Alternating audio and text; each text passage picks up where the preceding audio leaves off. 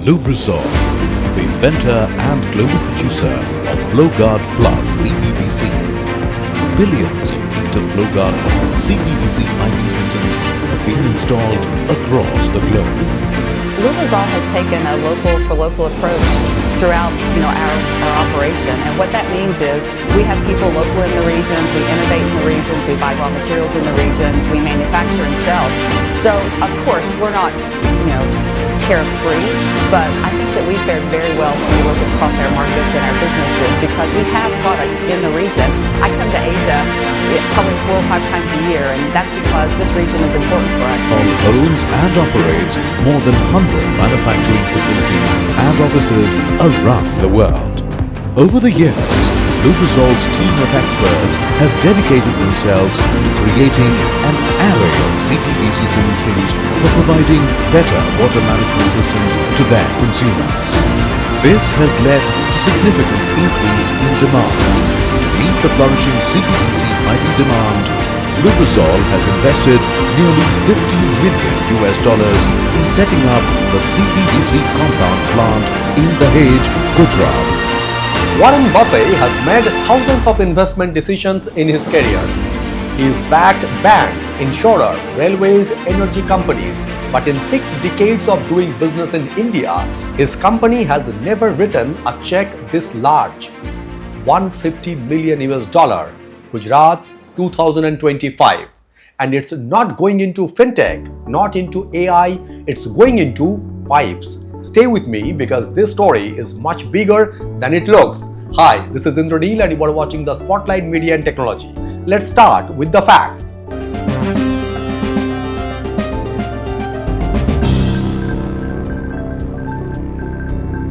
Lubrizol Corporation, a specialty chemicals giant owned by Warren Buffett's Berkshire Hathaway, has partnered with Aditya Birla Group's Grasim Industries to build an integrated 1 lakh ton CPVC resin manufacturing facility at Birla in Gujarat. The investment, $150 million, is the single largest capital commitment Lubrizol has made in India in its 6 decades of operating here. CPVC stands for chlorinated polyvinyl chloride. It's the specialty plastic compound going into plumbing pipes, fittings and fire sprinkler systems, the invisible circulatory system of every modern building. This isn't Lubrizol's only recent India move.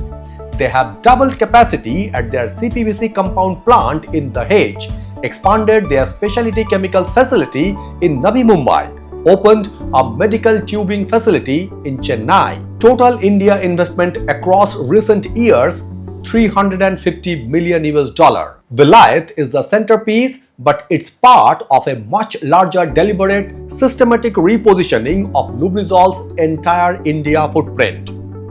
To understand why this bet is being made now, you need to understand the market Lubrizol is entering. India's CPVC market is currently valued at approximately 6,000 crore. India consumes around 250,000 tons of CPVC annually, making it one of the largest CPVC markets in the world. Demand is projected to grow at 10 to 12% annually over the next several years, effectively doubling the market within 5 to 6 years. What's driving that growth? 3 structural forces that aren't going away. First, rapid urbanization. India is adding urban population at a pace few economies in history have matched. Every new apartment, every new commercial building, every new hospital and hotel needs plumbing infrastructure. Second, infrastructure replacement. India is systematically replacing aging galvanized iron pipes which corrode, contaminate water and fail with CPVC, which is corrosion resistant, lightweight and durable. This is a national infrastructure upgrade cycle that will run for decades. Third, government policy tailwinds. Housing for All, Smart Cities Mission, Jal Jeevan Mission, every major central government infrastructure initiative creates downstream demand for exactly the materials Lubrizol and Grasim are positioning to supply. Lubrizol's CEO Rebecca Lebert put it directly, and I want you to note the precision of her language. India is one of the largest growth regions in the world. In 5 years, we should double our revenues here. High single-digit growth in India, low single-digit growth everywhere else. India is not a market Lubrizol is entering cautiously. It is a market they are betting on most aggressively and globally. Lubrizol has taken a local for local approach throughout our operation, and what that means is we have people local in the regions, we innovate in the regions, we buy raw materials in the region, we manufacture and sell. So of course we're not tariff free, but I think that we fared very well when we look across our markets and our businesses because we have products in the region. I come to Asia probably 4 or 5 times a year, and that's because this region is important for us. We do R&D here. We're going to talk more about that new center, but we also manufacture in across the region in Singapore, obviously in China. We're manufacturing in Malaysia, some manufacturing in Japan, as well as Korea and Australia. So we have a very broad footprint here in the region. What makes this investment structurally interesting is not just the size, it is the architecture. Lubrizol isn't building one plant and calling it a day. They are constructing a vertically integrated India supply chain. Vilayat produces the CPVC resin, the raw material. Dahej converts that resin into CPVC compound, the processed impact. Turbhe handles specialty chemical additives, the performance layer. Chennai produces medical grade tubing, the precision application. From raw resin to finished specialty product, the entire chain is now being built inside India. And the reason matters. Rebecca Lebert said something that should be a template for every multinational operating in emerging markets. It is difficult to understand what is needed on the ground in India by a team sitting in the US. That is why we have invested in R&D here in India. Local for local, not import and sell, not export and serve remotely. Build here, research here, compete from here. That is a fundamentally different strategic posture, and it signals a long-term commitment, not a market opportunism play. Now we get to the section that most business coverage skips. The spotlight media and technology doesn't. This is a $150 million investment in chlorinated plastic manufacturing in one of the India's most industrial dense corridors. And before we celebrate the capital flows and the growth projections, the price, there are 3 governance and sustainability questions that deserve serious public scrutiny. The first is the environmental production question. CPVC manufacturing involves chlorine chemistry.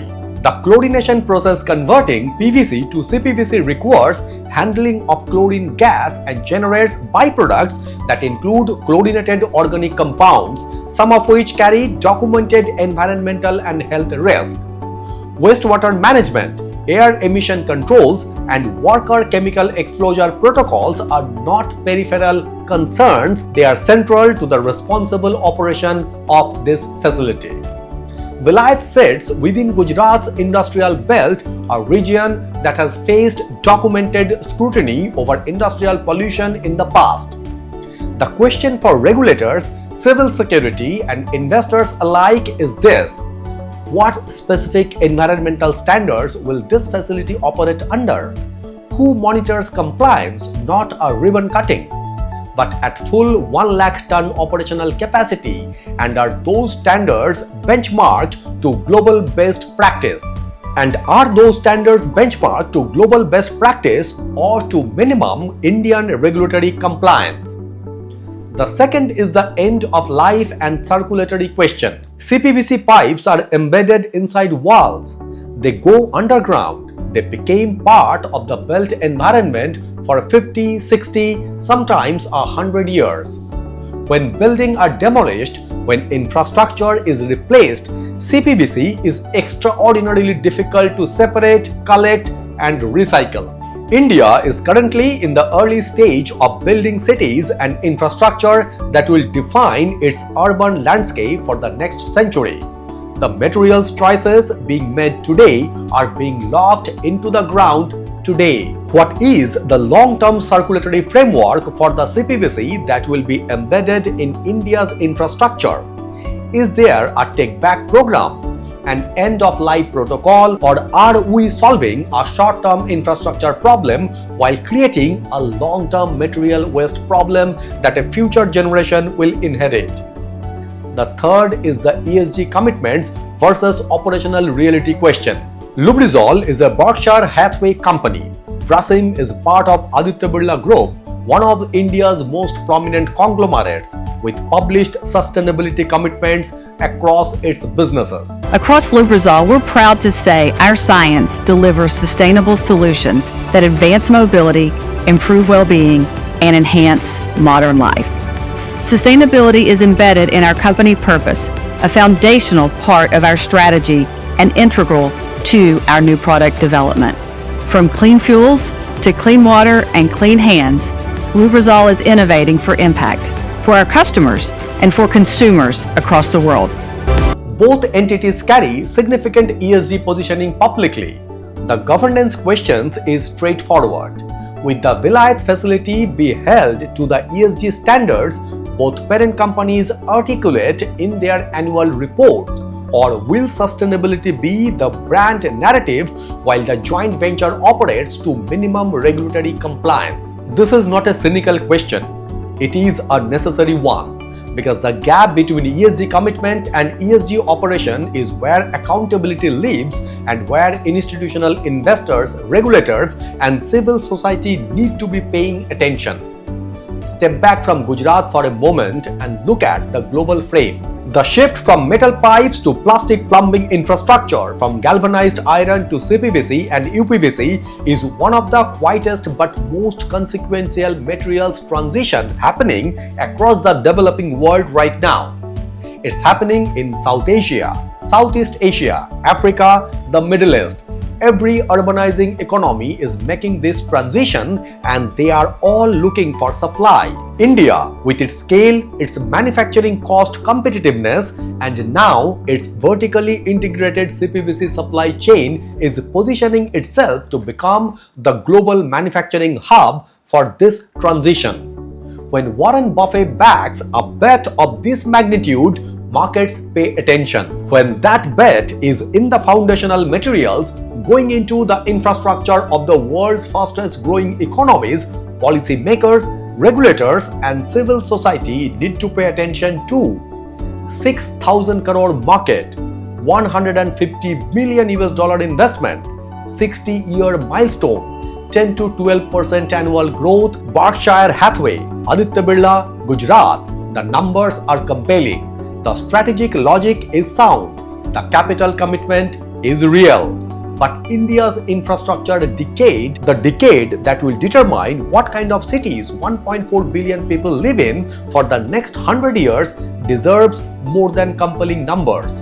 It deserves materials chosen with foresight, facilities operated with integrity, capital deployed with governance frameworks that matches the scale of the ambition. This is the Spotlight Media and Technology, where capital meets consequence, where infrastructure meets accountability, and where the real story is always underneath the headline. If this gave you a perspective you didn't have before, subscribe, share, and follow the Spotlight Beyond Profession, because the decisions being made in Gujarat today will shape India's cities for a century, and you deserve to understand them. Thank you very much for watching and signing it off.